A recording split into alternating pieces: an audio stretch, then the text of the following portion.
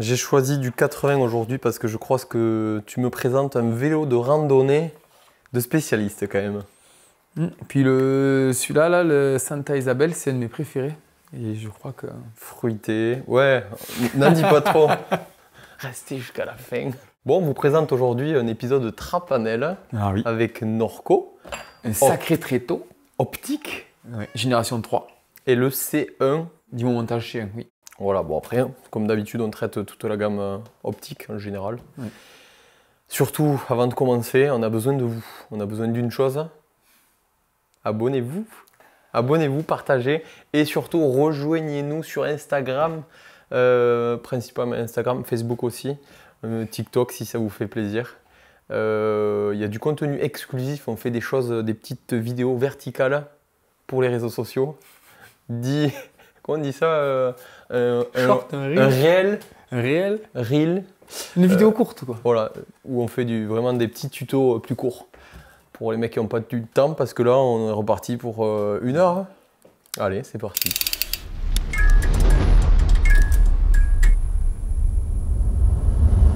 T'as pas changé? Bah non, vu que je pense que ça a plus de surprise pour grand monde. On fait des sessions de tournage. Ah. Les envers du décor. Waouh. Après, pour eux, s'il faut, il y a 1 mois et demi d'écart. Donc peut-être pas sur celle-là, mais... Peut-être. Quand tu prends le fil d'actualité des vidéos, on est souvent habillé pareil sur 2-3 vidéos.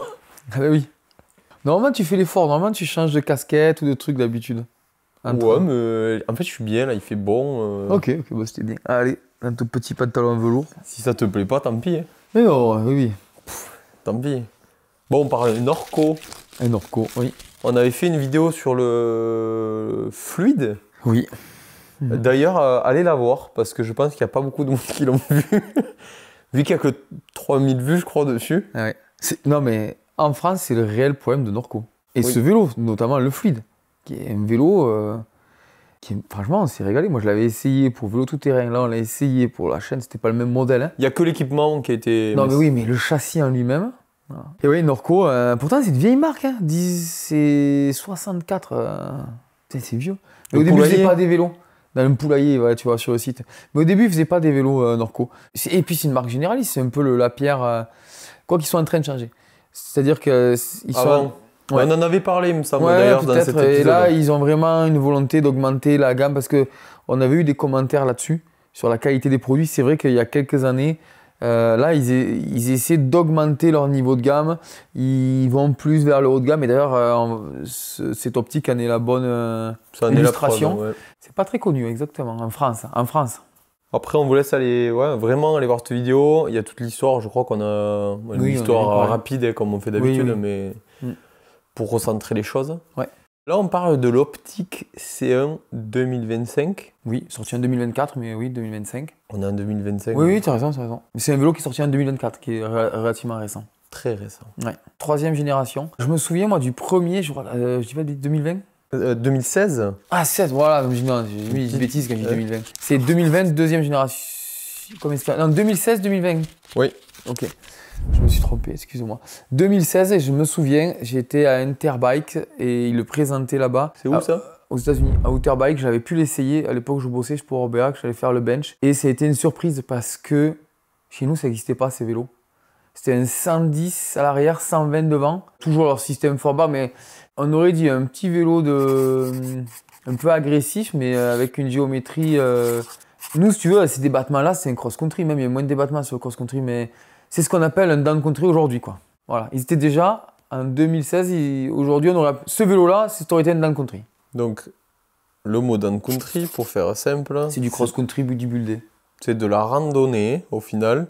Bodybuildé avec un peu de débat. Et le cross-country, je sais qu'en France, on a vraiment le côté compétition. Ouais. Victor Koretsky au JO. Oui. C'est pas ça. Non. Et ils avaient ce vélo de rando. Et moi, je l'avais essayé. Je dis, comment il n'est pas? C'est soit très cross. Et à l'époque, cross-country 2016, tu n'avais pas d'angle, une potence comme ça, des pneus slick. Et là, petit guidon relevé, petite potence. Et tu pouvais t'amuser. C'était, comme il n'y a pas beaucoup de débats, c'était progressif, c'était joueur. Intéressant. Mais pareil, franchement, on ne le voyait pas ce vélo. Moi, en France, je l'ai jamais vu. Ben, en soi, Norco, franchement, à part pour les passionnés de compète que tu vois, on a vu avec Blinky à l'époque. Moi, c'est à partir de cette génération-là où j'ai vraiment connu la marque Norco. Avant Blinky, Si, moi j'ai connu quand même. Mais oui, je suis plus. Ouais. Mais non, voilà, c'est vélo de. Il n'y a pas d'intérêt en Europe en fait. Je pense que tu vois, il y a un peu ça. C'est attention, la randonnée, c'est une marque canadienne. La randonnée au Canada, c'est pas la randonnée ici quoi. La randonnée au Canada, les gars, ils sont quand même vachement plus typés sur le côté ludique. single. Monotrace et ludique. C'est-à-dire que monter, bah, on est bien obligé de monter pour descendre. Et ce qu'on veut, c'est s'amuser en descente. En France, les randonnées sont souvent de plus en plus ludiques, mais il y a aussi souvent une tendance à beaucoup de randonneurs cherchent quand même un vélo performant. Ils ont toujours peur qu'il n'y ait pas assez de rendement, que ce soit pas assez rigide, pas assez, tu vois. Toujours peur de manquer de physique. Les anglo-saxons, ils sont moins fit que nous, ils se posent moins la question parce qu'en tous les cas, ils savent que monter, c'est juste normal si tu veux t'amuser en descente. Je pense qu'il y a une chose qui l'explique en soi, c'est que le français, je le trouve très compétiteur. On est toujours en train de « Ah, je suis meilleur que toi ». Ah, mais c'est latin. Mais ça, on le voit aussi dans l'Europe, dans le marché. C'est-à-dire que les Espagnols, les Italiens, les Français, on est tous ultra compétents. Tu vois, les Anglais sont plus dans cette ambiance. Moi, ce que je veux, c'est m'amuser et piloter, quoi. Mais nous, les Latins, on aime bien se la mesurer, quoi. Mais grave. Mais c'est vrai, hein. Ouais. Surtout… Ah oui, en route, c'est pareil.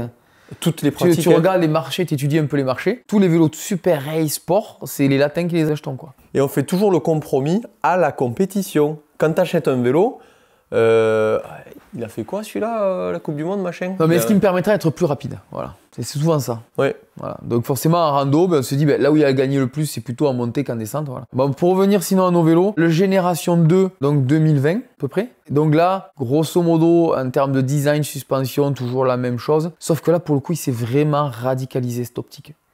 Donc il s'est radicalisé. Quand tu les mets les deux à côté, c'est plus les mêmes. Ouh, non. Reach avant long, angle ultra ouvert, 140 de débat, que 125 derrière. Alors il y avait un gros gap, tu vois, 125, 140, arrière très compact. Cette optique-là, il y avait triangle avant en carbone, je me souviens bien, et triangle arrière en alu. Donc c'était un vélo pas trop haut de gamme, mais pas non plus trop entrée de gamme. Très extrême, quoi. T'as l'impression que c'est un peu le coup de cœur, de la volonté d'un chef produit qui veut son petit vélo pour aller faire l'idiot. L'afterwork. Ouais, un peu ça. Un peu ça. Et surtout après, quand le fluide est arrivé dans la gamme, alors là, c'était un peu plus encore compliqué de comprendre. Mais là, voilà, l'optique Génération 2, il s'est dégagé un truc encore vraiment fort de vélo, petit débattement, mais super agressif. Ouais, c'était vraiment ça. Petit enduro, mais qu'avec 125 de débattement derrière. Et notamment, ce vélo était proposé avec un amortisseur RockShox Super Deluxe DH.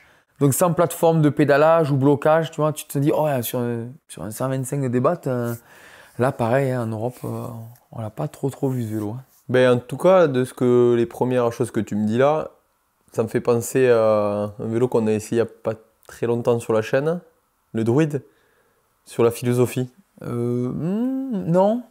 Comme tu me l'expliques quand même, moi je fais vraiment le rapprochement. Non, c'est pas enduro. Hein. Là, le vélo, le Druide, c'est un 130 aussi.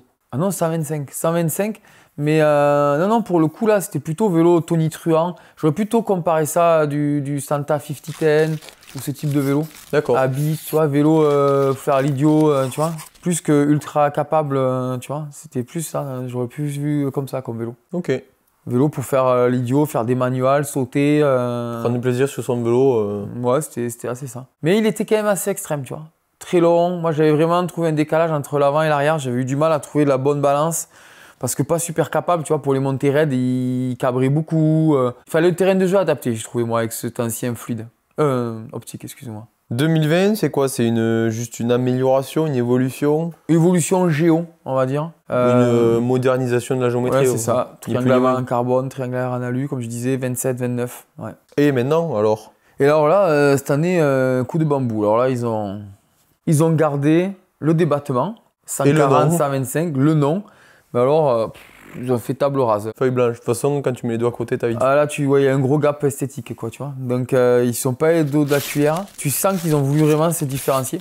Et là, c'est là où ça m'a intrigué, ce vélo. Et là, tu as raison de le comparer avec le Druide. Je crois que c'est le vélo avec un point de pivot haut, avec le moins de débattement du marché, quoi. Souvent, le point de pivot, on en a discuté, on a fait une vidéo là-dessus, on a testé le Druide, le Dreadnought. Ça aussi, en description, ou en fiche pour comprendre le point de pivot, parce que je pense que vous en aurez besoin, l'utilité. On explique tout ça en détail. Et là, sur le papier, moi, quand j'ai vu cette génération 3, je suis ouf. Génération 2, boule de nerfs, fait pour faire les duos. Et là, d'un coup, tu vois ce vélo, point de pivot, 125 et tout, tu bodybuildé. Tu dis, mais ils font quoi? Ils ont fait un mini enduro en 125 de débat. Moi, sur le papier, au début, je l'ai pas. En plus, il ressemble énormément au nouveau Sight, qui est le 150 mm. Je dis, mais les poids, c'est à peu près la même chose. Je dis, mais c'est quoi l'intérêt de ce vélo-là? Les volumes des tubes? Ouais, c'est fat. Hein.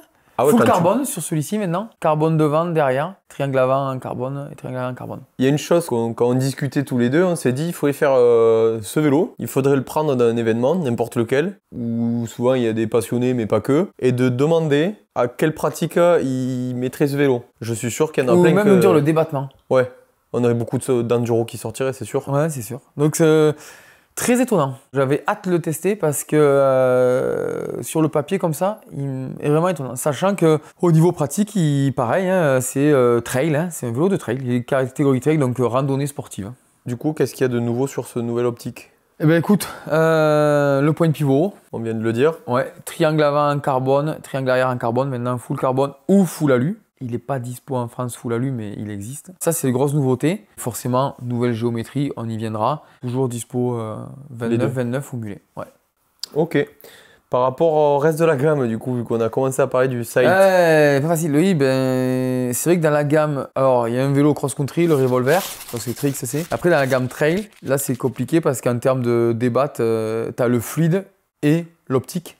Donc le fluide, grosso modo, c'est le vélo un peu plus simple en termes d'architecture, plus entrée de gamme, je vais dire. Et après, tu as l'optique pour le gars qui fait du trail de façon un peu plus pointue.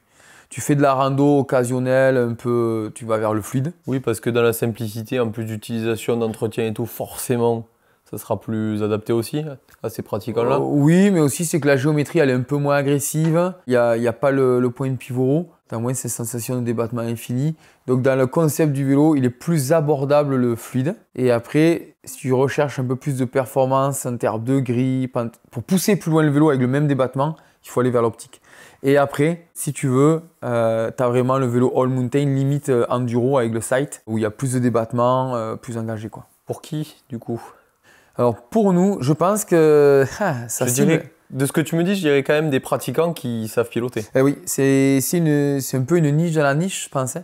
C'est pour le randonneur sportif qui aime le ludique, qui veut un vélo fun mais super capable. Donc ouais, c'est quand même assez particulier comme type de profil de personne. C'est parce que c'est pas un enduro, c'est pas un vélo de cross-country. Moi, je pense qu'il y a un large potentiel de clients, mais beaucoup ne vont peut-être pas penser encore une fois à ce vélo ou dire ah, c'est trop gros pour moi ou tu vois. Trop petit. Ou trop petit. C'est ça. Ça, je suis sûr qu'on pourra répondre à cette question en fin de vidéo. Ouais. Pour quel terrain il est fait? Large panel, mais il empêche que c'est pour des terrains ludiques, techniques. Si tu roules, s'il te faut un gravel, va pas chercher un vélo comme ça. Non, mais c'est de vélo de. Ce qui est bien, c'est que ça va bien. C'est pas besoin d'avoir des grosses collines pour s'amuser. Tu vois, ici, on a des collines de 100 mètres de dénive, tu t'amuses. Il roule correctement quand c'est lisse, mais c'est quand même fait pour des terrains ludiques. Et vallonnés. Ouais, à montagneux. On passait dans le dur, tout ce que les gens aiment, un peu tout ce qui est technique. Allez. On commence par quoi? Allez, géométrie. Ah, carrément. Bah, technique, oui, géométrie. Ok. Allez. Tu veux attaquer par quoi? Ah, moi, je fais la cinématique en premier. Ce que tu veux. Pour moi, comme on voit la géo avant ou après, c'est pareil. Non, moi, je fais la cinématique, c'est quand même ce qui découle du truc, et quand même bien différent. Il y a des choses à dire. En premier lieu, pourquoi on fait un point de vue sur un vélo en 125 mm de débattement? L'idée est toujours la même. Hein. Pour avoir l'impression d'avoir plus de débattement. C'est de gérer au mieux les impacts avec seulement 125 mm, et donc d'avoir un arrière qui s'allonge. Alors modérément, parce que ce point de pivot, tu as vu, il n'est pas méga haut, et ça c'est quand même une grosse différence avec beaucoup de vélos de point de pivot. Les bases sont très courtes. Le nôtre, ça allait de 425 à 429 sur le S3. 429, c'est court. Et le vélo s'allonge, mais pas énormément. En 29, je crois que c'est 10 mm, tu vois, comparé à Le Druide? Le Druide, c'était 25, je crois. Donc c'est le double. Donc c'est plutôt une trajectoire qui monte de façon verticale, plus qui recule, tu vois. Au lieu de revenir vers toi, c'est tout droit. Donc ça c'est pas idiot d'avoir fait ça, parce que qu'est-ce que tu veux? L'idée de base pour eux, c'est à basse vitesse, d'avoir un vélo court. Parce que comme ça, si tu veux jouer avec le vélo, cabrer et tout, tu n'as pas cette impression qu'il s'allonge. Mais dès que tu rentres un peu dans les trous et que ça tape, ben, que tu as l'impression que ça va moins buter. Et que comme tu as une géométrie agressive, tu peux quand même rouler vite ça, en n'ayant que 125 mm de débattement. Donc ça, c'est l'intérêt d'avoir fait un point de pivot. Alors, il y a des marques qui diront c'est plus un point de pivot, c'est mid, voilà, milieu haut. Ça, c'est un peu l'intérêt. Au niveau cinématique en tant que tel, ça reste un système Horsling 4-bar, donc c'est un point de pivot virtuel. Tu vois, la roue, elle n'est pas directement liée, la roue arrière n'est pas directement liée au triangle avant via les bases, mais via les haubans. Donc tu as un point de pivot virtuel, donc il est grosso modo au niveau du porte-bidon devant, et il revient vers le tube de selle. Donc il y a un effet de bras qui est assez contenu comparé à ce qu'il y avait avant. Il y en a quand même moins qu'avant, donc c'est assez prévisible au niveau de cet effet-là. Et aussi, nouveauté chez Norco, ils utilisent le système au niveau de la poulie e-track. C'est breveté. C'est breveté, c'est-à-dire que sur les vélos en 4-bar comme ça, normalement, si tu veux mettre la poulie où tu veux pour avoir un effet de chaîne bien particulier, ben, il faut utiliser ce système. Point de liaison entre le tube de selle et les bases, c'est un peu déporté. Pourquoi ? Parce qu'ils ont voulu avoir un effet de chaîne, comme c'est un petit vélo fait pour pédaler, qui est quand même un petit peu d'effet de chaîne, tu vois. Que ce soit pas non plus trop plan-plan, comme le fluide qui est très très plan-plan. Pour donner du peps, du dynamisme. Voilà, côté dynamique.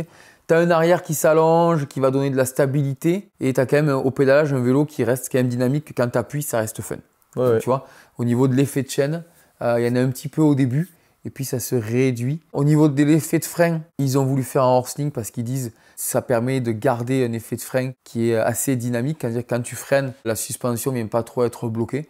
Bon, c'est assez neutre. Moi, j'aime bien. Sur ce vélo, c'est assez neutre. Parce que c'est aussi intéressant quand tu es dans la pente que quand tu freines, le vélo il s'assoit pour t'aider à garder l'assiette. Donc là, voilà, c'est pas trop extrême comparé à d'autres vélos en point de pivot. Et le dernier point, c'est vraiment l'amortissement, la courbe de ratio. La grosse évolution pour Norco, qui avait souvent des courbes de ratio très hautes et très plates. Là, ils sont descendus en ratio. Tu as 50 mm de course pour 125 mm de débattement et assez progressif. Ça ressemble beaucoup à l'amortissement du fluide. Je crois que le fluide, c'est 3-1, 2-2. Là, c'est à peu près la même chose. Ça permet d'avoir un vélo qui a un bon toucher terrain, mais quand tu appuies sur tes jambes, pareil, il ne vient pas s'effondrer. Et tu n'es pas obligé de mettre 250 PSI pour avoir la bonne précontrainte. Donc voilà, au niveau de la cinématique. On passe enfin à la géo que je voulais aborder avant.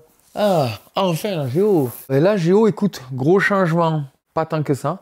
Si, maintenant il y a 5 tailles, ça change. Maintenant il y a une taille ML, ils sont en S1, S2, S3. Et ça change parce qu'il ça permet d'avoir des moins gros gaps entre les... T'es contente, ouais? Ben, il y a enfin un vélo pour 1m70, 1m80. Nous, 75, on est en plein milieu. Non, sinon après, sur le reste, bon, déjà chez Norco, comme beaucoup de vélos, nouveaux vélos, la géométrie, elle évolue partout. Donc triangle avant, triangle arrière, voilà. Alors pas de beaucoup, hein. Là, ils y vont... Style entre le S2 et le S3, c'est 425 et l'autre 429, tu vois, 4 mm. Hein. Attention, ils sont joueurs. C'est de la précision, voilà. Ouais. Mais sinon, comparé à l'ancien modèle, on va dire que les angles, angle de direction, c'est à peu près 65. C'est engagé, mais pas non plus extrême, tu vois, ils sont restés pareils. Au niveau des longueurs, c'est à peu près pareil. Les hauteurs de douille aussi, on va dire que le triangle avant, il n'a pas énormément changé avec l'ancien. C'est quand même position relevée, là, tu vois, je crois qu'on est à 472 de reach, 120 de douille, donc c'est quand même droit. Le gros changement, ça vient plutôt de l'angle de selle, parce que maintenant qu'il y a une trajectoire de roue qui recule, on peut mettre un tube de selle plus droit, parce que tu n'es pas embêté en fin de débattement par le fait que la roue arrière vient toucher. Donc tu es à 77 et quelques, donc tu es assez droit sur le vélo. Comparé à avant, c'était un peu son défaut. Concrètement, l'empattement est à peu près le même, mais c'est sûr qu'il aura une meilleure assise pour grimper assis. Et même, il va être un peu plus long dans la pente parce qu'il va s'allonger maintenant alors que l'autre se raccourcissait. Donc, il est dans les normes, on va dire, du segment de vélo dans 140 de débat. Peut-être pas dans les 125, mais encore une fois, 125, il faut le prendre avec des pincettes parce qu'en termes de sensation, tu as l'impression qu'il y en a plus. Mais pour un vélo 140 dans le marché, il est dans la moyenne. Juste attention, encore une fois, peut-être pour ceux qui regardent ça en statique, ils vont dire « Ah, les bases sont courtes, mais elles s'allongent. » Tu vois ? Donc de 430 sur notre vélo, elles vont aller à 440. Donc un vélo classique qui aurait 440, lui, il va avoir moins. 430 presque. Voilà, donc il est dans les normes. Ils n'ont pas été trop gourmands et extrêmes dans cette partie-là. Ça suit les tendances actuelles. Voilà. Au niveau du châssis carbone, avant-arrière, c'est fin. Hein. Tu touches avec les doigts, ça bouge. À certains endroits. Oui, à certains endroits, normal. Voilà, c'est quand même un carbone qui est assez bien travaillé. Il est fait au Cambodge, celui-ci. Ce qui explique aussi son tarif. Si tu regardes un peu sur le site, le style qui est quasiment le même, le kit cadre, il est 1000 € plus cher que celui-ci. Mais parce qu'il n'est pas fait dans la même usine, c'est une usine haut de gamme qui fabrique d'autres marques, des Ibis, je sais, certaines marques. Au Cambodge, maintenant, on fait des vélos en carbone. Grâce à moins de taxes, ce que tu me disais, surtout. Oui, en fait, c'est pas le cadre qui coûte moins cher au Cambodge, c'est que les taxes sont moins importantes. C'est pour ça qu'ils sont partis. Je pense même que cette usine-là est une usine chinoise qui est venue délocaliser au Cambodge pour éviter les taxes. Donc, grosso modo, les 1000 € d'écart sur le cadre, ils viennent des taxes. Donc, c'est intéressant. La gamme? Ben, la gamme en France, elle est très courte parce qu'ils n'ont pas vu l'intérêt et ce que je comprends d'avoir le modèle entrée de gamme en alu. Ils ont dit le randonneur, un vélo à ce poids-là, ils vont jamais le prendre. Il faut éduquer les gens, donc ils l'ont mis plutôt sur un segment premium. Ça commence à 5000 et quelques euros. Un public averti. Ouais. Voilà, C3, jusqu'à 7005, le modèle haut de gamme qu'on a essayé. Et au milieu, il y a un prix intermédiaire. Donc il y a le montage C3, C2, C1. Les gens iront voir sur le site. Sachant qu'il y a un modèle, je crois que c'est le C2 au milieu, qui est aussi disponible en mulet. Pareil, chez Norco, la gamme elle est pléthorique. Mais ils se sont, en France, le distributeur français s'est concentré à sa niche. Il pense qu'il est plutôt sur le 29, full 29, et plutôt des randonneurs avertis qui ont un budget assez important. Ouais, c'est de l'acceptation marché, oui. Ni plus ni moins. Oui. Mais si tu veux l'acheter à l'étranger, il y a des modèles beaucoup moins chers, tout en alu. D'accord. Nous, on a le modèle C1. Ouais, le plus haut de gamme. Qui est au final, alors oui, ça reste des tarifs élevés, mais quand on voit par rapport à la concurrence et au montage... rapport qualité-prix. Le rapport qualité-prix, il est vraiment intéressant. Je l'ai comparé avec le... match, là. Oui, parce que comme il est bleu et qu'il est dans le même segment, je l'ai comparé avec le GFC YT, donc vente en ligne, et il n'était pas si mal placé, parce qu'il y a beaucoup de composants qui sont assez proches. Donc là, c'est le modèle haut de gamme, 7500 €. Dessus, tu as suspension Fox Factory 34, Gripix et Floatix. Donc quand tu vois le prix public, c'est super cher. Très cohérent maintenant, la cartouche Gripix avec le Floatix. Tu n'as plus qu'une détente au deux. Tu as haute et basse vitesse, mais avec moins de clics, plus facile à appréhender. Ça va très bien avec le Floatix. Ils l'ont mis avec une 34. Je pense que ça, c'est une histoire de gamme parce que le site est en 36 et après, tu vois... Segmentation mais marché, on pourrait très bien imaginer pour certains gabarits ce vélo avec une 36 en 140, mais bon, je comprends leur volonté. Au niveau transmission, SRAM Eagle T-Type XO complet, pédalier, cassette, dérailleur, manette. C'est quand même beau groupe haut de gamme. C'est joli. Ouais. Au niveau accessoires, là aussi, ils ont guidon, potence, tige de selle, One-Up. La One-Up avec un débattement monstrueux sur notre taille, là on a 210 de débat. Poignée Ergon, selle Ergon pour dire qu'ils ont... Avant, souvent, ils mettaient des produits un peu Taïwan à 2-3 endroits. Là, ils ont pris que des produits de marque. Des SRAM, des codes, Silver. Ça s'appelle Silver maintenant. T'as oublié, maintenant c'est plus RLC, ça n'existe plus. C'est marqué dessus, non? Non, c'est marqué S Silver. Ah, bah, je sais pas fait maintenant, c'est Bronze, Silver et Ultimate. Bon, voilà. Donc oui, c'est ce qui correspond au RLC d'antan. Ça, c'est bien parce que l'année dernière, il était monté en level. Ces freins, ce sont des ABS. Là, au moins, tu as des freins plus agressifs. Certes, plus lourds, mais plus agressifs par rapport à la pratique du vélo, c'est bien. Encore qu'ils auraient pu mettre des disques Centerline. Ils ont mis les entrées de gamme. Bon, ils auraient pu faire un effort. Ça, un petit point à améliorer. Niveau pneumatique du Maxis, en exo, avec des profils plutôt agressifs, avec 2,5, 2,40, on voit que c'est de la randonnée bien agressive. Il y a peut-être besoin de moins gros pour certains cas pratiques. Voilà, style le pneu arrière, c'est un dissector. Pour beaucoup de gens, ça suffit un dissector devant et un Recon derrière en 2,4. Là, ils ont mis mignon DHF dissector. Et la bonne surprise, c'est les roues. C'est des roues carbone à ce prix-là. Un moyeu One Industry, qui va pas mal celui-ci, c'est le milieu de gamme. Et les jantes, ce sont des We Are One. C'est une marque canadienne, c'est fabriqué au Canada. Et moi, j'adore ces jantes, c'est de super qualité. Et la finition est dingue. Très belle finition, hein, parce qu'elles sont... Il n'y a pas de vernis, elles sortent comme ça du moule. Les gars, ils font attention comment ils mettent de la fibre et ils la sortent, juste ils polissent et il n'y a pas de peinture par-dessus. C'est pour ça que les autocollants sont survernis. Ça garantit en termes de longévité, en termes d'impact. Et la jante en tant que telle, la structure de la jante, son design, c'est vraiment des super roues. Moi, j'ai été étonné. Et je dis, c'est Made in Canada. C'est pour ça que je dis que le rapport qualité-prix, 7500 €. Ok, la crise est passée par là. Mais je suis sûr que c'est un vélo, il y a 2 ans, ça s'est changé contre 10 000 €, quoi. Donc un montage très cohérent. J'ai pas trop de choses à rajouter sur ça. 14,7. Ah oui, ça par contre, c'est pas très léger. Non, mais pour un vélo, si tu regardes un vélo en 140, 14,7, ça va. Non, mais Orbea te présente un vélo un Ocam SL, on parle d'un vélo à 12,5 kg, tu vois. 11 kg, 12 kg, pardon. Donc, Il ne faut pas prendre son vélo pour le poids. Les roues, c'est une très bonne roue, mais j'ai pesé l'ensemble, c'est 4,9 kg. Donc on peut aller gratter un peu. Mais dans tous les cas, ça ne fera jamais un vélo de XC. Cherchez pas, vous ne ferez pas un vélo à 12 kg. Avec le cadre et le système de suspension, tu vois le basculeur, la taille du basculeur, tu as vu le support d'amorto en bas pour passer. Enfin, ils ont fait du solide, quoi. Notamment, montage trunion et pied d'amortisseur sur roulement aussi. Oui, donc si tu voulais gratter du poids, ils sont pas. Tu vois clairement que la marque, elle veut pas gratter du poids. Non, ils ont mis des caches. Ils ont mis des caches poussières pour les roulements parce que beaucoup disaient les roulements sont pas de qualité. Là, ils ont fait attention. Ils essaient vraiment d'avoir quelque chose de plus fiable, plus solide. Écoutez le conso au final. Donc voilà, bon, 14,7 kg. Bon, ça m'étonne pas. Maintenant, on a des vélos d'enduro à 18 kg, quoi, tu vois. Mais ouais, important ce que tu as dit, ouais. Ouais, mais moi, je suis pas choqué du poids, justement. Ok. Terrain maintenant, on passe au roulage. On y arrive. Je pense qu'ils attendent que ça. Il y en a plein, je suis sûr que les baratins d'avant, je sais même pas s'ils le regardent. Non, mais ils aiment bien à chaque fois. Ils disent ah, c'est pointu, c'est technique. Hein. Oui. On est perdu avec l'effet de frein, l'effet de bras, on n'a pas compris. Ça doit arriver d'ailleurs, tout ça. Un jour. Si on devait faire tout ce qu'on a dit qu'on devrait. Moi, on m'a dit que ça doit arriver. C'est vrai? Oui. Allez, on verra. Je t'écoute. Hein. Et je commence par quoi? Qu'est-ce que tu veux savoir sur le terrain? Déjà, les réglages. Ah. Est-ce que tu l'as roulé en full 29, mulet? Non, nous on l'a essayé qu'en 29. On avait qu'en 29 et on l'a essayé en deux tailles. Oui. On l'a essayé en S2 et S3. S2, qui normalement c'est plutôt 1m60, 1m70, voire un peu plus. Et en fait, parce qu'on l'avait vu au Rock ce vélo, il était trop beau. C'est exactement celui que vous avez vu au Rock d'ailleurs. C'est au Rock, voilà. Et en fait, le truc, c'est qu'en octobre, il avait que ça et que le S3, la taille S3, elle arrivait au mois de décembre. Et donc, ça nous embêtait d'attendre. Donc, il a été réactif sur les demandes. Et on est parti là-dessus. Alors, oui, j'avais un BMX. Franchement, j'avais un BMX. Mais c'était peut-être un poil trop petit. Et surtout, tous les composants n'étaient pas ceux de série, notamment des produits Ceramic Speed encore plus haut de gamme dessus. Voilà, c'est pour ça qu'on a attendu un peu et on a reçu la bonne taille S3. Et c'est clairement, pour le coup, quand j'ai monté dessus. Un BMX fait pour. Non, mais tout tombait bien sous la main, tu vois. C'était vraiment pour notre taille. Non, mais chaque fois, tu me dis qu'est-ce qu'on a changé? Bah écoute, non, là, on n'a rien changé.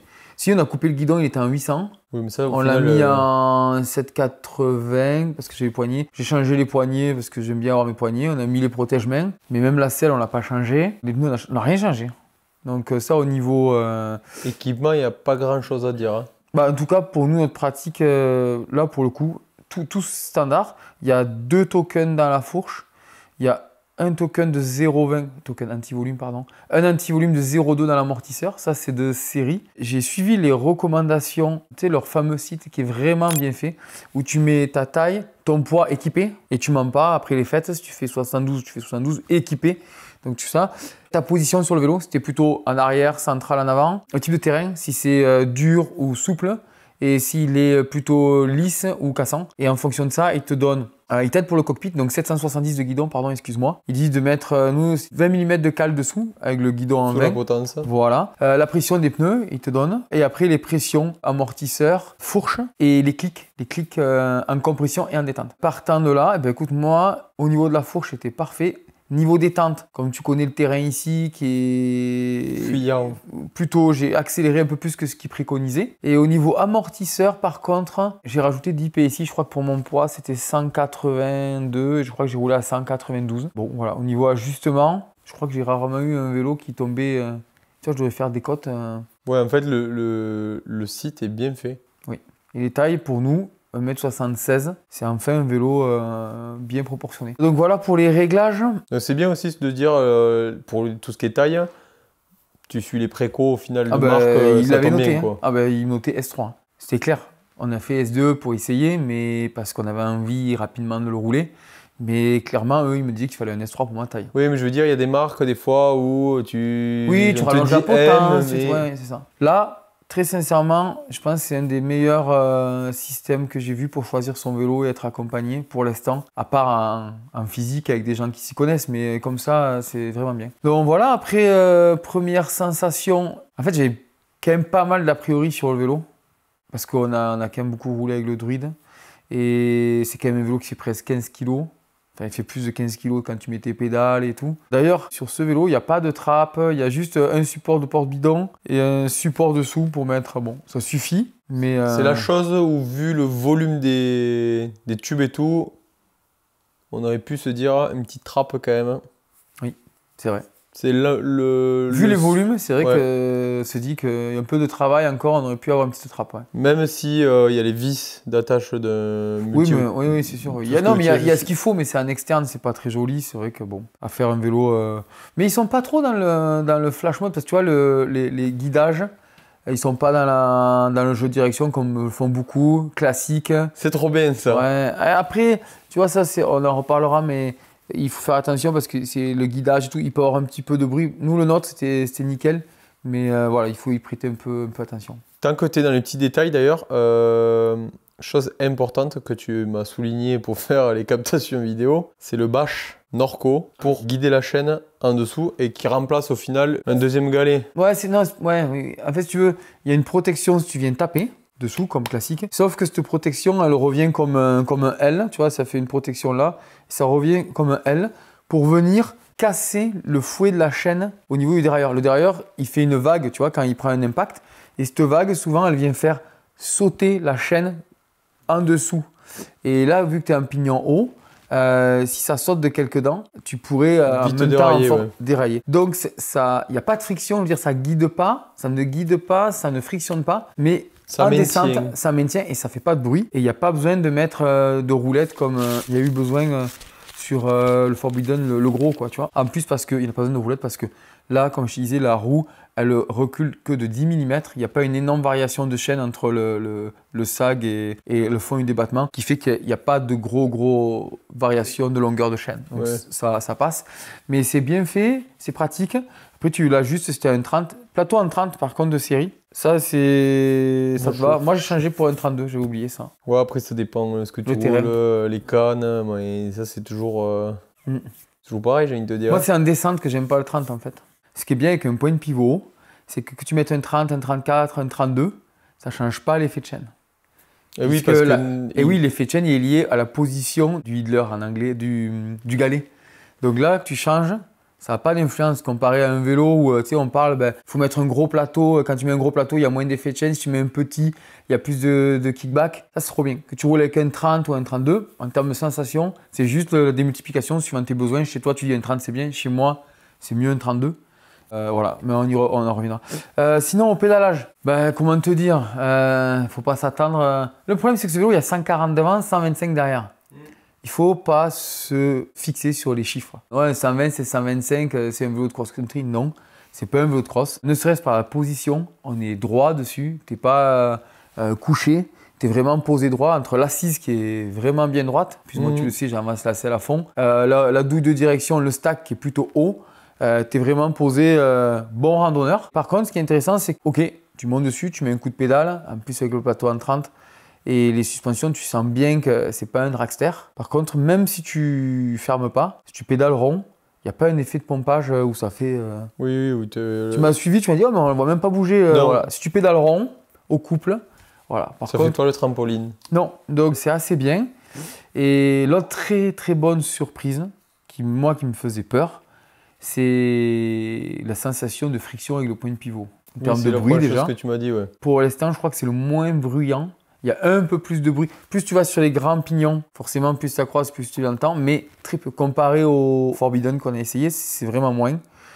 Franchement, pour l'instant, en point de pivot, j'en ai quand même essayé beaucoup. On a fait le listing. C'est la première fois que j'en ai un où j'entends le moins de bruit. Et au pédalage, très sincèrement, tu peux oublier que tu as un point de pivot. Et ça, sans lubrification excessive ou autre. Vraiment, tu l'avais pris sorti du carton. Sorti du carton. Bon, Sport Pulsion avait bien préparé le vélo aussi quand même. Oui, mais c'était tout naturel.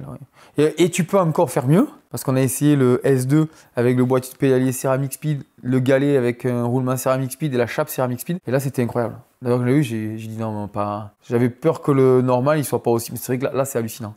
Tu sais pas qu'il y a un. Après, par contre, sur les longues sorties, comme d'habitude, le point de pivot haut, en termes de bruit, il faut un peu plus lubrifier ou faire attention à la lubrification de sa chaîne. Ça, c'est une certitude. Je n'ai pas dit qu'il s'oubliait, qu'il n'y en avait pas, mais c'est vraiment, vraiment un niveau Pour moi, là, on est à l'accessibilité totale, quoi. Tu vois. Là, c'est acceptable. Pardon, ouais. Acceptation. Acceptation. Ouais. Oui, acceptable, acceptation. Ok. On est dans le bon mot. Donc tu peux en mettre un peu. Après, voilà, dès que tu te mets en danseuse et que tu veux sprinter, c'est pas, encore une fois, c'est pas un vélo de cross. Tu restes plutôt à monter, tranquille. Mais plus efficace que le druide, comme tu disais. Beaucoup plus dynamique. Ça se confirme sur le terrain aussi, quoi. Beaucoup plus dynamique. Ah oui. Et dès que ça monte techniquement, ben, tu as un peu le gap, l'effet de chaîne qui recule. Et c'est vrai qu'il a une très bonne traction. Il a une bonne stabilité. Par contre, peut-être pas aussi stable qu'un druide, ça c'est clair. Tu gagnes d'un côté, tu perds de l'autre. C'est ça, de toute façon, c'est toujours pareil. Mais je trouve que moi, là, c'est un bon compromis. Ça fait pas non plus le vélo. J'ai essayé des vélos, le petit vélo comme ça, en 120 agressif. Là, je pense au comment il s'appelle ce vélo qu'a notre ami Thibaut. Le score. Le score, tu vois, très agressif et tout. Où la 6 était beaucoup plus sur l'arrière. Ou des vélos avec des bases plus courtes, où dès que ça monte un peu, ben hop, ça a tendance un peu à cabrer. Là, on est beaucoup plus dans une position centrale. Il est plus calme, on peut monter tranquille, mais si on veut mettre un peu de rythme, on n'est pas obligé de passer tout vraiment en mode cool de chez cool, tu vois. Donc ça, c'est plutôt pas mal. C'est une très très bonne surprise. Au franchissement, c'est pareil, du coup, comme le druide. À monter, ouais. Non, un peu moins bon quand même. Un peu moins bon. Le druide, il est pour ça, c'est un tracteur. Tu arrives à monter à vraiment... tu sais faire un peu de trial, ça monte. Presque arrêté, ouais. C'est les cuisses qui c'est les cuisses, voilà. Bon, là, c'est un peu ça, mais un tout petit peu moins stable, il est un peu moins long, il s'allonge un peu moins. Donc, tu as un petit peu moins cet effet. Mais je pense que pour beaucoup de gens, ils seront déjà à la limite de leurs cuisses. Oh, ben ça, je confirme. Mais avec celui-là, j'ai quand même monté des montées à 30, plus de 30%. Enfin, j'ai pas été embêté, tu vois. Mais je sens que c'est quand même un peu plus énergivore que le druide où tu peux vraiment aller vraiment au couple, quoi. Mais c'est grâce à ça où tu vas gagner un peu de peps. Ben alors là, on y vient après en conservation de vitesse. Si les descentes en faux plat, là, laisse tomber. Il est d'une fluidité. Tu te laisses descendre, un faux plat, il est ultra fluide le vélo. Ouais, il conserve la vitesse. Ah oui. Il y a un petit peu d'effet de chaîne. Dès que tu laisses t'appuies, ben, ça tend un peu. Une sortie de virage. Exactement. Donc là, très fluide. Il est vraiment fluide. C'est le plus fluide des vélos que j'ai essayé. Et le côté joueur, là, il y a un énorme gap. Franchement, tu vois, on te dit normalement les points de pivot pour faire un manual et tout. Alors là, j'ai pas vu la différence avec un vélo. Non, point de pivot. Dans le segment, franchement, c'est pareil. Ouais. Là, ils ont bien réussi leur coup. Ouais, tu arrives à avoir les avantages du point de pivot sans en avoir trop les conséquences en fait. Les points négatifs, quoi. Ouais. Ben, en fait, tout vient du fait que ils ont gardé quand même des bases assez courtes, une trajectoire de roue qui remonte, mais pas trop. Oui, pas Ils sont allés dans le compromis, quoi. Ils sont pas allés dans l'excessif. Et ça fait que tu arrives à rester dans le côté joueur, dynamique, tout en ayant un peu un effet, on va y venir dans la descente, mais quand même un gain, quand même. Il y a quand même un gain. Mais voilà, c'est vrai que souvent les points de pivot, ben, si tu n'as pas un peu de vitesse, c'est ce qu'on disait, c'est un peu collé et tout. Tu veux jouer avec, alors là, lui, c'est un toy. Hein. C'est vraiment... Ouais, j'ai vu. Ah, tu t'amuses à le mettre en travers partout, enfin, y a pas de souci. C'est tous ces vélos, comme on disait tout à l'heure, le Score ou le 50-10 ou le Stanta 50-10, tous ces petits vélos, petits débattes mais quand même agressifs, il est vraiment dans la catégorie, quoi. Et quand tu poursuis à cette descente, du coup, c'est plutôt réussi.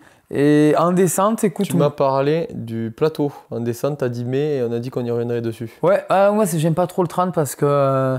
En fait, les cassettes, dès que tu descends, l'étagement, il est important. Tu sais, c'est marqué, quoi. Souvent, avec le 30, je suis toujours un peu bas. D'ailleurs, il sort beaucoup et je suis pas assez au milieu. Je préfère être au milieu de la descente, en fait, comme j'aime bien rouler en conservation de vitesse. Avec le 32, je suis plus aligné. Qu'avec le 30, je suis vraiment obligé de descendre et je suis pas autant à l'aise, quoi, tu vois. Donc, c'est plus en descente que ça me gêne que pour monter. Parce que oui, pour monter, forcément, tu peux monter un peu partout avec un 30. Mais ouais, ça m'embête un peu là-dedans, tu vois. Ces petits coups de pédale, là. Mais en descente, écoute, il y a de l'effet de chaîne, mais pas trop non plus. Ça pousse pas. T'as pas l'impression de kickback, je veux dire. Enfin, l'effet de chaîne, ils ont toujours, mais. Ça tape pas. Ça rentre pas. Ouais, ça te tire pas trop dans les jambes comparé à des vélos à monopivot et tout. Où il y a des compromis. Là, ils l'ont bien travaillé. Ça aide à la montée sans trop pénaliser. Donc, je trouve que le compromis est bon. Au freinage, c'est pas mal non plus.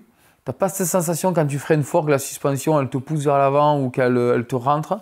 C'est assez neutre. Pour jouer avec les suspensions, pareil, il y a de la progressivité. Tu sens qu'il y a de la progressivité, mais pas non plus monstrueusement. C'est intéressant. Il encaisse, quoi. Il encaisse. Après, il est moins stable, par exemple, que le druide. C'est clair que c'est moins un petit enduro. On reste dans la catégorie trail. Mais très sincèrement, très souvent, tu n'as pas l'impression que tu as 125 de débattement. Hein. Ouais, tu restes dans le programme du vélo C'est ça, il est dans ce côté trail, ludique, ultra capable, mais c'est pas non plus un petit enduro. En plus, t'as la 34 devant, donc forcément, elle bouge un peu comme ça. Alors, nous, on est léger, ça va. Mais j'aime bien, mais par contre, il est super joueur.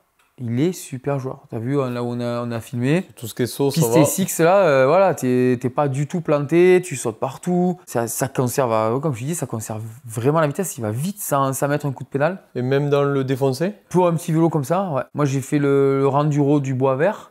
En plus, j'avais la petite taille en Ardèche. Je me suis régalé. Je pensais pas que ça encasserait autant.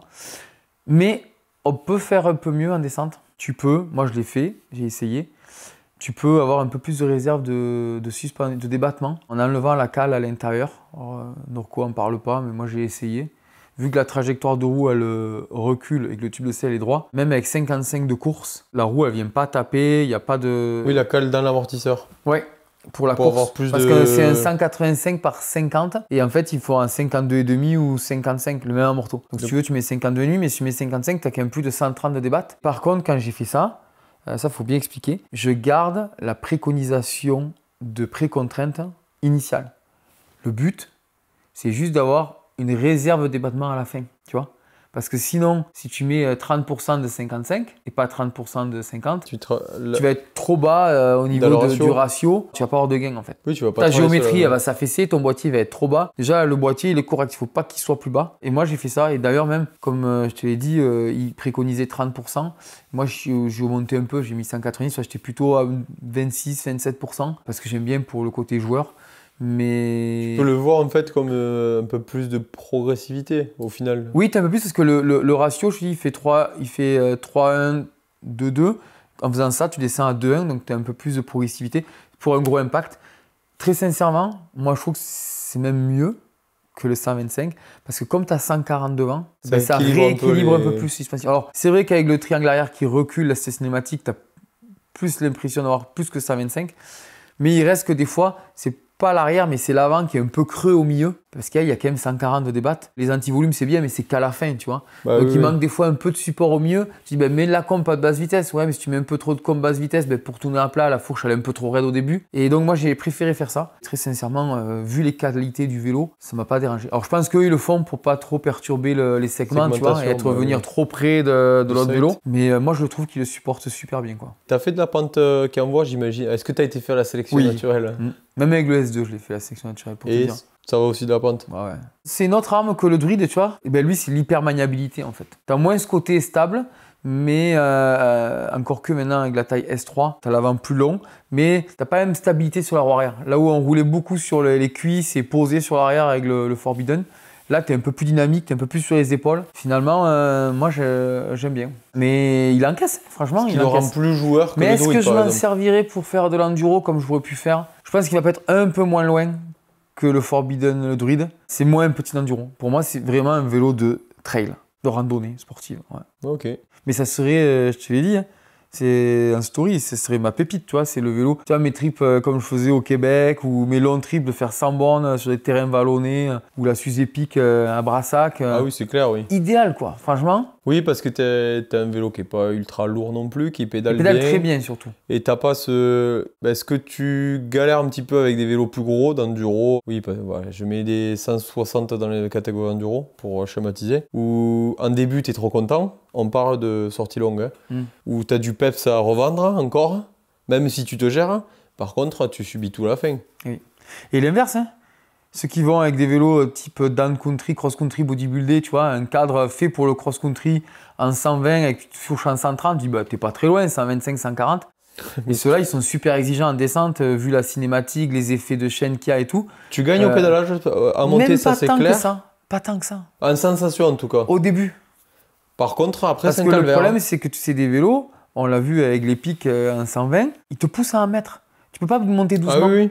Donc il faut toujours 1 mètre. Le problème, c'est que si tu pars 10 heures, au bout d'un moment, tu peux plus 1 mètre. Après, ce vélo, le petit optique, ce qui est cool, c'est qu'il a quand même de la réactivité pour pas te sentir collé, trop collé. Par contre, tu veux monter quand même doucement, tu arrives à grimper et à chercher la motricité sans te battre et passer sur la vitesse et les watts. Tu peux passer au couple. Et ça c'est la grosse différence pour moi. Ouais, bah c'est un compromis toujours. En fait, c'est le bon compromis où tu te sens pas, parce qu'un vélo cross-country, sur des sorties longues, bah, à la fin, en fait, ton vélo, tu n'arrives plus à l'amener dans les descentes, parce que si tu n'es pas présent, c'est sanction directe.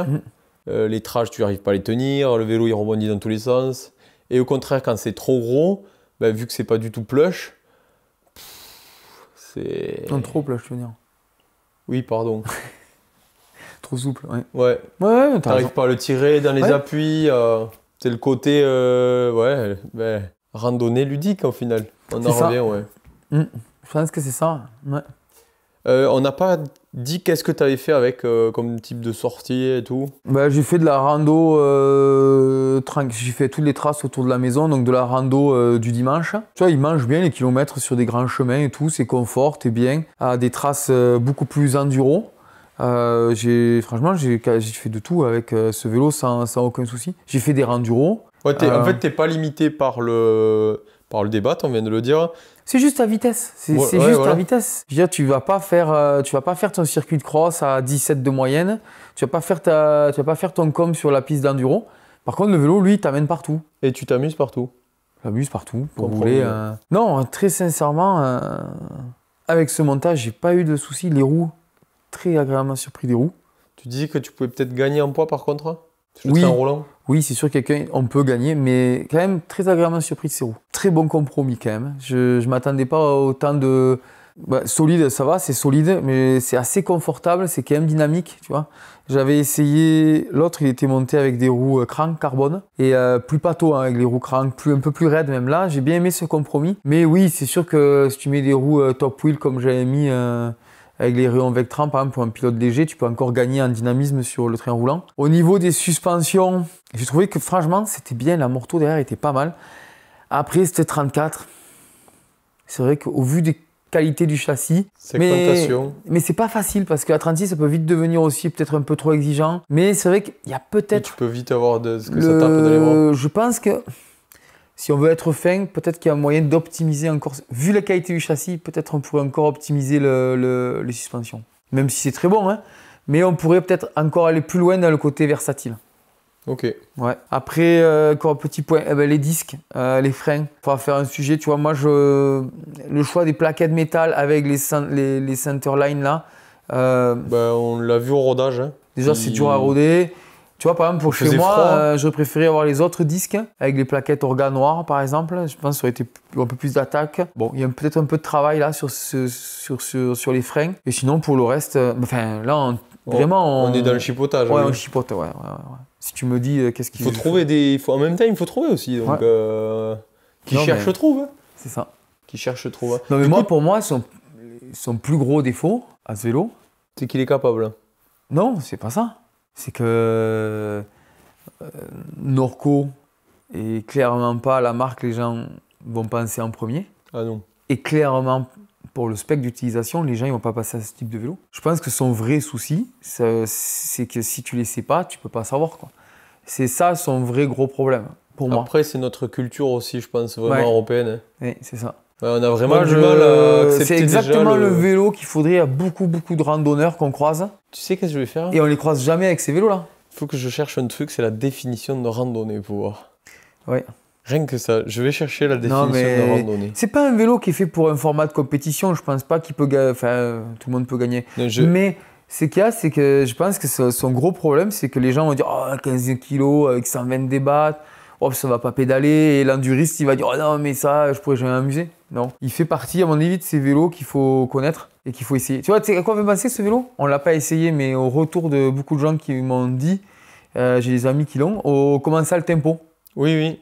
Tous les pilotes de team, leur vélo préféré chez Commensal, c'est le Tempo. C'est pareil, hein, 125, 140. Il fait 15 kg, même 15,5. Ah oui, quand t'entends des pilotes qu'on a pu croiser, j'avais l'impression qu'ils voulaient rouler que celui-là presque. Ah oui. Hors des pilotes hors top, compète. Top, voilà, c'est ça. Et aussi des gens, moi, les potes ardéchois et tout, ils roulent très régulièrement avec ça. Et malheureusement, je suis pas sûr qu'en termes de vente, ce soit la meilleure vente de nos amis chez Commensal. Alors, randonnée, promenade, assez longue ou généralement où on revient à son point de départ. Bon, ok, ça on s'en fout un peu. Activité de loisir consistant à une promenade de la longue durée que l'on fait à pied, à bicyclette, à cheval, à ski. Après, c'est qu'est-ce que tu y mets là, sur ton circuit long? C'est sûr que pour les gens en randonnée, c'est la voie verte. Mais pour moi, encore une fois, j'ai déjà dit 10 millions de fois, randonnée. On le dit à chaque vidéo, je crois. À partir du moment où tu n'as pas de chrono et pas une ligne de départ, tu fais de la rando.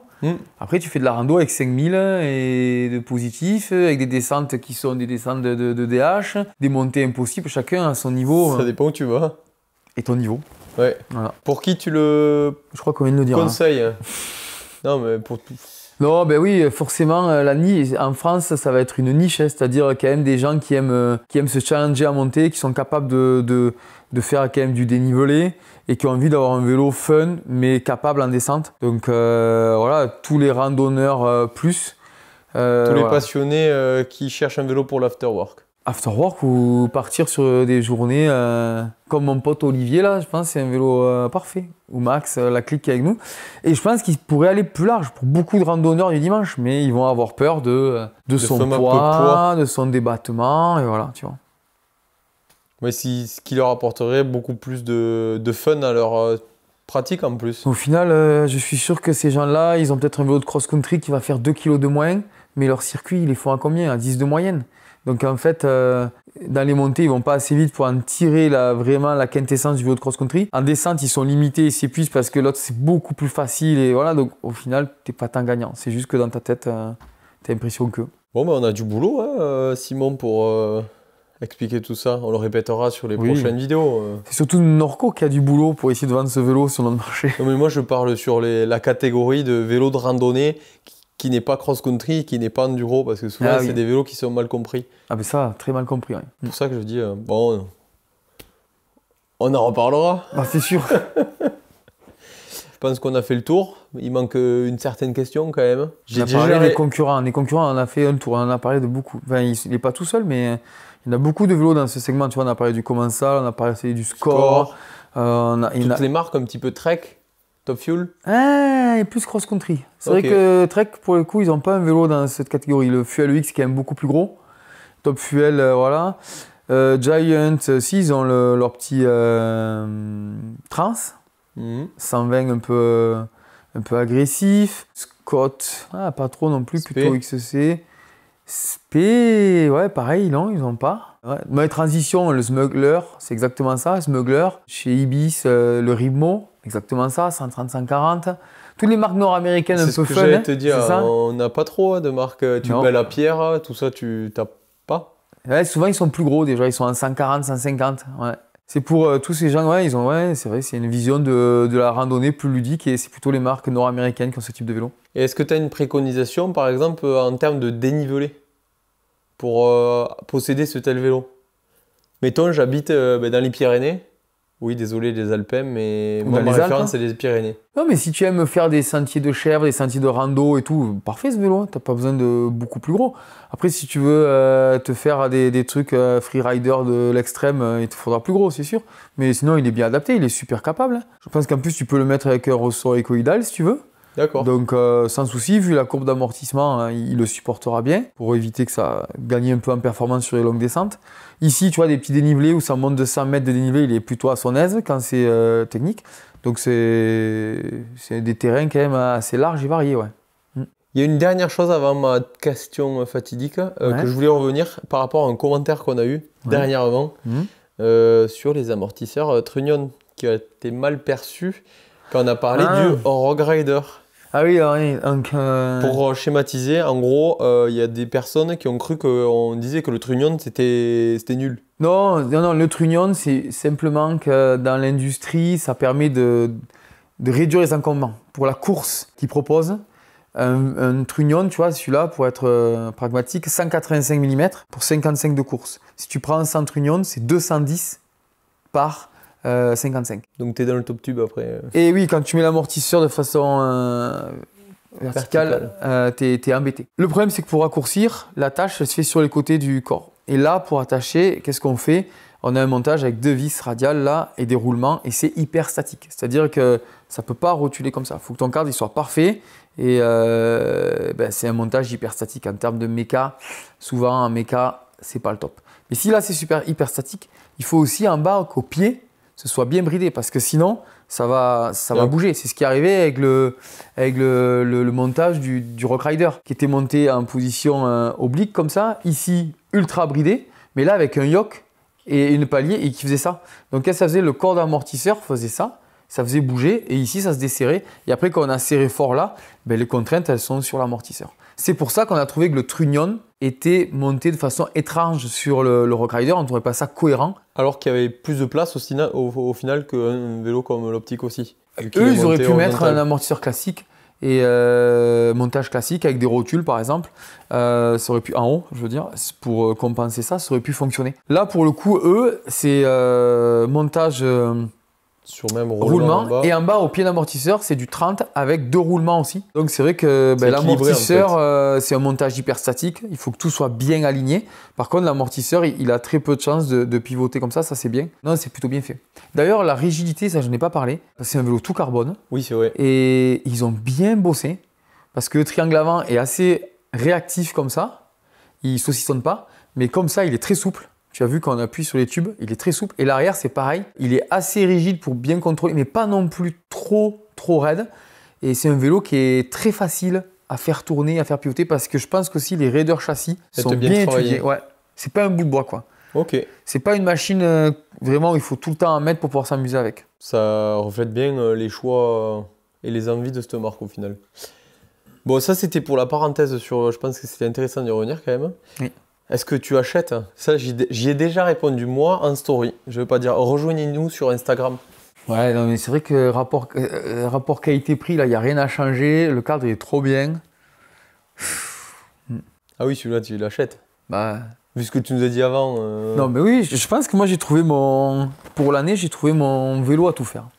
Si je dois avoir qu'un vélo. Il achète. Hein. J'aurais que ça dans mon garage. Tu le gardes du coup ou comment ça se passe? Tu sais pas encore. Ben non, celui-là, faut le rendre. Faut que je demande si je peux pas en avoir un, faut pas en acheter un. Il faut faire un voyage au Cambodge. Oh, on ira au Canada. Ah, au Canada, ouais, c'est vrai, on peut aller voir au Canada. Ça serait bien. Ouais, à faire ça, on va aller au Canada. Bah ouais, pour détrôner ce vélo là, j'ai envie d'en essayer d'autres, mais là quand même, celui-là, il est monté. Il est monté haut quand même, celui-là, ouais. Parce que il est, pour une fois, j'ai un vélo de trail. C'est ni un petit enduro, c'est ni un gros XC, c'est un vélo pour s'amuser. Bon, pour les championnats de France 2025, je sais pas si tu les feras, mais 26 enduro, tu prendras un vrai vélo par contre. On verra. C'était pas mauvais. Mais il est terrible celui-là. Ouais, franchement. Dans la vraie vie, c'est moi qui l'ai fait les cafés, mais oui. Il marque 4-5, mais je trouve ça rond au final. Mais toute cette série-là, je les trouve beaucoup plus ronds et en douceur que la première série qu'on avait pu tester. Des vrais cafés d'hiver. Poétique. Si elle sort en hiver, cette vidéo. Bon, en tout cas, on espère surtout que vous avez kiffé cette vidéo. Je vais éviter de mettre du café partout. Qu'est-ce qu'on a à dire? Une chose que je tiens à préciser. Beaucoup d'entre vous oublient que dans les descriptions, il y a des choses cool souvent pour vous. Comme des codes promo pour vous qui ont été dealés avec les marques qui nous supportent. Quand on dit supporter, on le dit toujours, c'est dans les deux sens du terme. Et on a une petite commission pour nous. Vu que ça demande du temps, de l'argent de produire ces vidéos. Elles ne sont pas payantes au final. Ouais, on donne des choses, mais forcément, il faut bien que nous, on arrive à s'y retrouver. Voilà, ni plus ni moins. On se retrouve sur les réseaux sociaux, du coup. Ou la semaine prochaine sur YouTube. Bisous.